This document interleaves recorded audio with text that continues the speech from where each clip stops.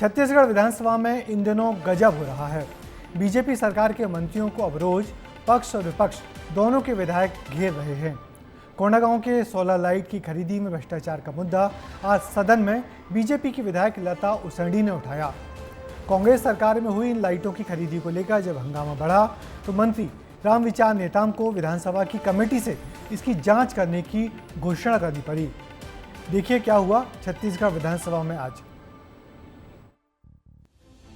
छत्तीसगढ़ विधानसभा सत्र के चौथे दिन पक्ष और विपक्ष के विधायकों ने मंत्रियों को जमकर घेरा।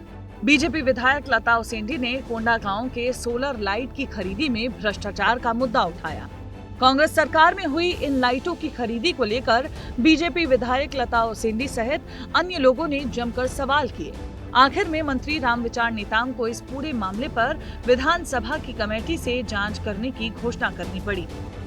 आदि आदर्श ग्राम की योजना के तहत जो केंद्र से अतिरिक्त राशि प्राप्त हुई थी सोलर ऊर्जा को लेकर, हाइब्रिड सोलर के लिए प्लान था और उसका टेंडर किया गया था, लेकिन हाइब्रिड ना लगा के सोलर पे काम हुआ है। और अगर देखा जाए तो सारे तथ्यों को भी छुपाने का टेंडर प्रक्रिया पे पूरी तरीके से गड़बड़ी की गई।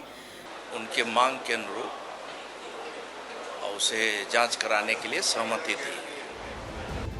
उधर बीजेपी विधायक सुशांत शुक्ला ने पंजीयन कार्यालय में हो रही गड़बड़ी और अनियमितता को लेकर सवाल उठाया। पूछा कि कांग्रेस सरकार में रजिस्ट्री शुल्क में 30% की छूट दी गई थी, जो अब खत्म कर दी गई है।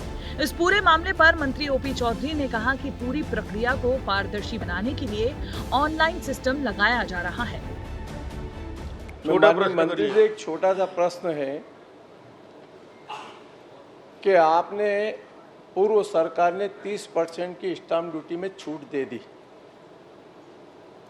आपने उसके जाकर के आपने रजिस्ट्री शुल्क बढ़ा दी। तो क्या रजिस्ट्री शुल्क बढ़ाए तो क्या उसके अंदर कैश पेमेंट ही आपने स्वीकार किया, चेक या ड्राफ्ट से क्यों स्वीकार नहीं किया पंजीयन कार्यालय में? इसका स्पष्टीकरण आप देंगे? कि सम्मानीय सदस्य ने एक लाइन कहा कि उसे बढ़ा दिया गया, तो उसे मैं सबसे पहले स्पष्ट करना चाहता हूं अध्यक्ष महोदय, उसे बढ़ाने का कोई काम नहीं किया गया है।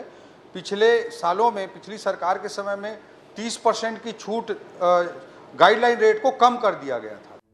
इस बीच कमल विहार में गजराज तालाब के आसपास की जमीन का मास्टर प्लान बदलने का भी मुद्दा उठा।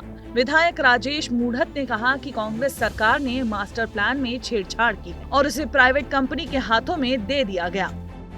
कमल विहार के अंदर बोरिया तालाब को लेकर के ध्यान आकर्षण के माध्यम से पूर्ववर्ती सरकार ने बोरिया तालाब का सुंदरीकरण नियमों के विपरीत जाके करने की योजना बनाई। उस योजना में भ्रष्टाचार की बू आ रही थी। विधायक धर्मलाल कौशिक ने ध्यान आकर्षण में छत्तीसगढ़ मेडिकल सर्विसेज कॉर्पोरेशन में गड़बड़ी का मुद्दा उठाया, जिस पर मंत्री ने जांच का आश्वासन दिया। इसके अलावा सदन में कृषि उपज मंडी संशोधन विधेयक को लेकर भी भारी हंगामा हुआ और वोटिंग करने तक की नौबत आ गई। आखिर में विधेयक के पक्ष में 47 और विपक्ष में 26 वोट पड़े। सत्ता पक्ष की तरफ से इस विधेयक के पास होने पर किसानों की आर्थिक स्थिति मजबूत होगी, वहीं विपक्ष ने इस विधेयक को आत्मघाती और किसानों के लिए नुकसान वाला विधेयक करार दिया है। ब्यूरो रिपोर्ट, विस्तार न्यूज।